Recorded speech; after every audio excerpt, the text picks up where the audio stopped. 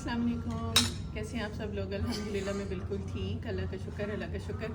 मैं ना इधर खाना खाने आई हुई थी। खाना खाने आई तो ऑर्डर को भी टाइम था, तो मैंने कहा मैं ना एक बहुत ही इंपॉर्टेंट वीडियो थी मैंने बनानी थी, तो मैंने कहा मैं इधर ही बैठ के बना लेती हूँ। अच्छा, आप लोगों ने भी देखा होगा कि मैं आजकल अपनी इन्वेस्टिगेशंस में, मतलब कि आप लोगों की इन्वेस्टिगेशंस में ये चीज़ लिखी होती है और आप लोगों ने डिफरेंट गायनेकोलॉजिस्ट के पास भी गए होंगे या कोई इनफर्टिलिटी सेंटर का विज़िट किया होगा, तो उधर बहुत इंपॉर्टेंट एक टेस्ट करवाया जाता है AMH, यानी कि एंटी मुलेरियन हार्मोन। इसका टेस्ट कराया जाता है। ये बहुत ही इम्पॉर्टेंट टेस्ट है, बहुत ही इम्पॉर्टेंट एक चीज़ है। तो मैंने कहा इसके बारे में जो है मुझे अपने पेशेंट्स को बताना चाहिए, अपने व्यूवर्स को बताना चाहिए जो मेरे पास इतने आते हैं, प्यार से आते हैं, इतने एतबार से आते हैं। तो अब मैं बताती हूँ आप लोगों को कि ये AMH का टेस्ट होता क्यों है, हम करवाते क्यों हैं और इसका बेसिक मकसद क्या है। AMH एक ऐसी हार्मोन है जो कि एंट्रल फॉलिकल्स या ये वो फॉलिकल्स होते हैं जो कि हर औरत के टाइम पे, हर औरत के अंदर पैदाइश के टाइम पे मौजूद होते हैं। मैंने पहले भी एक वीडियो में बताया था कि एक औरत के अंदर जितने एग्स उसकी होल लाइफ में बनने होते हैं ना, वो मौजूद होते हैं, ठीक है।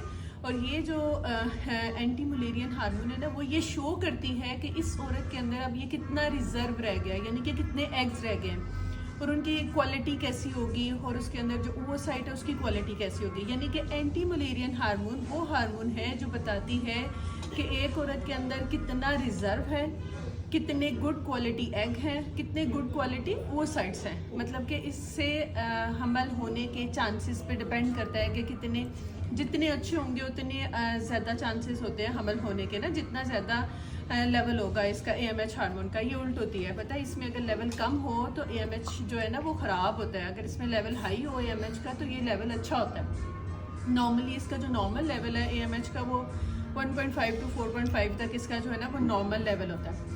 अच्छा, अब मैंने एक चीज़ नोट की है कि ये लेवल, अब हमें ये पता, मेरे पास ना बहुत यंग पेशेंट्स आने लग गए हैं, बहुत यंग लड़कियां आती हैं, इतनी स्ट्रेस में होती है, शादी को भी 1-2 साल हुए होते हैं। जब उनका टेस्ट भी कराते हैं तो AMH का लेवल जो है वो बहुत ज़्यादा कम आ रहा होता है। अब फिर मैंने इसको देखा, मैंने कहा इसको मैंने फिर दोबारा सारा सर्च किया, पढ़ा, उसको देखा, उसके ऊपर बहुत ज़्यादा मैंने एफ़र्ट की। तो मैंने देखा कि इसकी एक बहुत बड़ी जो वजह है AMH के लेवल के कम होने की, जो बहुत बड़ी वजह मुझे जो नज़र आ रही थी ना, वो स्ट्रेस थी। अच्छा जी, लो AMH के लेवल, जो AMH की हार्मोन है उसके लो होने की जो बहुत ज़्यादा वजूहात हैं, उसमें जो मोस्ट इम्पॉर्टेंट वजूहात हैं उनका जिक्र करूँगी, जो कि हम अपनी डेली लाइफ की रूटीन को ठीक करने से हम ठीक कर सकते हैं। एक तो कुछ लोगों में ये इडियोपैथिक होती है जिसकी कोई वजह नहीं होती, क्योंकि कुछ लोगों में वैसे ही 35 साल की उम्र में पीरियड्स बंद होना शुरू हो जाते हैं, तो उनमें भी ये जिसे हम कहते हैं प्रीमेच्योर ओवेरियन फेलियर, उनमें भी AMH का लेवल जो है वो बहुत ज़्यादा डाउन हो जाता है, रिजर्व ख़त्म हो जाता है और AMH का लेवल डाउन हो जाता है। वो तो एक इडियोपैथिक रीज़न, मतलब वो तो एक ऐसी रीज़न है जो कि हमारी जेनेटिक्स में पाई जाती है ना, उसको तो हम कम नहीं कर सकते। लेकिन इसके अलावा अगर आपकी कोई सर्जरी हुई हुई है और वो भी इसकी वजह बन सकती है। इसके अलावा डर्मोइड सिस्ट की कोई सर्जरी है, वो आपकी इस चीज़ की वजह बन सकती है। इसके अलावा ये यंग एज की लड़कियों में भी लो AMH का लेवल जो है वो मैंने बहुत ज़्यादा देखा है रिपोर्ट्स में। अब मैंने जब उसको बहुत ज़्यादा सर्च किया, मैंने उसको देखा, तो उसमें बहुत ज़्यादा जो कॉमन चीज़ मुझे नज़र आई ना, वो ये थी कि अब जो यंग हमारी जनरेशन है वो बहुत ज़्यादा फ्राइड फैटी फूड की तरफ जाती है, फ्राइड फूड की तरफ जाती है। ये बर्गर, पिज़्ज़े, शवारमे, नूडल्स वगैरह इनकी तरफ बहुत ज़्यादा जाती है। ये लो AMH होने की एक बहुत ही बड़ी वजह है। उसके अलावा जो आपकी कोई कैंसर वगैरह की वजह से रेडियोथेरेपी या कीमोथेरेपी होती है, तो वो भी हमारी ओवरीज के ऊपर जो है वो अफेक्ट करती है और इनडायरेक्ट हमारे AMH के लेवल को लो करती है। मैंने सबसे मोस्ट इम्पॉर्टेंट जो चीज़ थी उसको मैंने कहा मैं एंड पे उसका जिक्र करूँगी, वो है स्ट्रेस।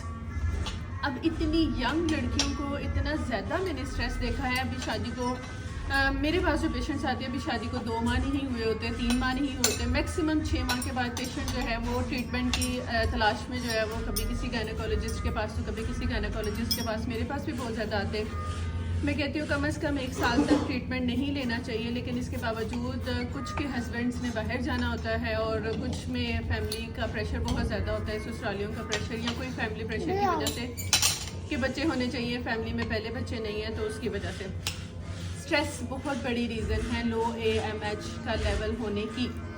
तो इसलिए मैंने कहा कि इसको बताना चाहिए। अब हम लो AMH लेवल के बारे में, ये एक बात मशहूर है कि अगर लो AMH लेवल है तो इज़ इक्वल टू इनफर्टिलिटी, यानी कि बच्चे नहीं हो सकते। ये बिल्कुल गलत बात है। अब मैं ये बताऊंगी कि हम AMH के लेवल को इम्प्रूव किस तरह कर सकते हैं। Is not equal to infertility. अगर आप अपनी फ़िज़िकल और एज वेल एज आप अपनी मेंटल हेल्थ को बेटर करते हैं ना, यानी कि अगर आप अपने स्ट्रेस लेवल को कम करते हैं, कैसे कम कर सकते हैं? डेली एक्सरसाइज करें, अपना ये फ्राइड फैटी फूड वगैरह छोड़ दें, जंक फूड को छोड़ दें, अपने एक्सरसाइज कर सकते हैं आप, डेली एक्सरसाइज करें। इन चीज़ों को जब आप अपनी एक्सरसाइज करेंगे, योगा वगैरह करेंगे, तो आपका जो AMH लेवल है वो नेचुरली तौर पर इंक्रीज़ होगा। इसके अलावा कौन सी चीज़ें इसको इंक्रीज़ करती हैं? एलमंड्स का इस्तेमाल, बादाम का इस्तेमाल। मैं अपने पेशेंट को इवन कि मेरी प्रिस्क्रिप्शन पर लिखा होता है कि बादाम का इस्तेमाल जो है वो बाकायदगी से किया करें, ये भी इसको बढ़ाती है। इसके अलावा विटामिन D का इस्तेमाल, विटामिन D इसके अलावा जो नेचुरली तौर पर विटामिन D है वो पाया जाता है उसमें सन रेजेस में पाया जाता है ना, सूरज की रोशनी में भी पाया जाता है। तो हम आजकल तो हम बैठते नहीं हैं, तो इसलिए विटामिन D जो है वो हम देते हैं पेशेंट्स को, उससे भी ये इंक्रीज़ होता है। AMH के लेवल को हम नेचुरली तौर पर जिन चीज़ों से इंक्रीज़ कर सकते हैं, उसमें जो मोस्ट इम्पॉर्टेंट चीज़ है वो आपकी physical as well as the mental health है। आप फिज़िकल और मेंटल हेल्थ को आप कैसे इंक्रीज़ कर सकते हैं? डेली एक्सरसाइज करें, योगा करें, उसके बाद अच्छी स्लीप लें। अच्छा सोना जो है वो भी आपके स्ट्रेस लेवल को जो है वो कम करता है। कम से कम 7-8 घंटे तो आपको सोना चाहिए। मैं इतनी स्ट्रेस में होने के बावजूद भी अपनी नींद जो है ना वो पूरी करने की कोशिश करती हूँ। मैं पेशेंट्स को भी कहती हूँ कि अच्छी नींद ज़रूर लिया करें। इसके अलावा जो है वो बॉयल्ड एग, मेरे पास पेशेंट्स आते हैं, कहते हैं घर वाले कहते हैं कि अंडे नहीं खाने, अंडे गर्म लगते हैं। अंडे गर्म नहीं लगते। जो देसी अंडा होता है ना, बॉयल्ड देसी अंडा, वो भी आपके AMH के लेवल को इंक्रीज़ करता है और इनडायरेक्ट फर्टिलिटी की कैपेसिटी को इंक्रीज़ करता है। ठीक है, यानी कि माँ बनने की जो कैपेसिटी है या उसके मतलब उसके लिए अच्छा होता है। बादाम का इस्तेमाल करें, फ़िश का इस्तेमाल करें, फ्राइड चीज़ों को छोड़ दें, इन सब चीज़ों से ना। तो मुझे लगता है कि आप लोगों को मेरा जो मैसेज है वो बहुत ही अच्छा लगा होगा। Thank you so much.